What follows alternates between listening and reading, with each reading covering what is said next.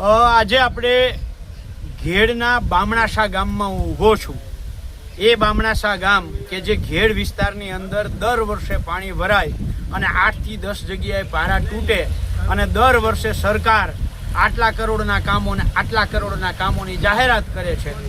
આ વર્ષે પણ ઘેડ વિકાસ સમિતિએ જે ગયા ઓક્ટોબર મહિનામાં લડાઈ કરી એના ભાગરૂપે સરકારે ઘૂંટણીએ પડીને 1500 કરોડ રૂપિયાની જાહેરાત કરવી પડી। 139 કરોડના કામો સરકારે મંજૂર કરી દીધા, કામો કરી નાખ્યા અને એ કામો સંપૂર્ણ રીતે પાણીમાં તણાઈ ગયા। એ મારી પાછળ તમે જોઈ શકો છો।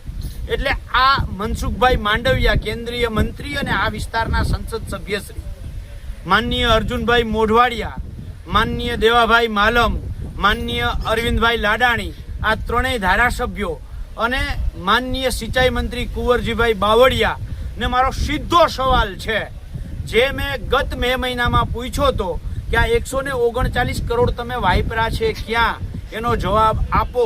આ 139 હવે તમને ખબર પડી, આ મારી પાછળના જે દ્રશ્યો દેખાય છે આવી જ રીતે વપરાઈ ગયા, ખિસ્સામાં પડી ગયા। અને જે હું વારે વારે કહું છું 40% કમિશનની આ સરકાર, આમાં ઘેડમાં તો 40% નહીં 4%નું કામ કરી અને 96% કમિશનની આ સરકારે આ કામ કર્યું છે। એના કારણે ખેડૂતોના મકાન નદીમાં પાણીમાં તણાઈ જાય છે, એના કારણે ખેડૂતોના ખેતરો તણાઈ જાય છે।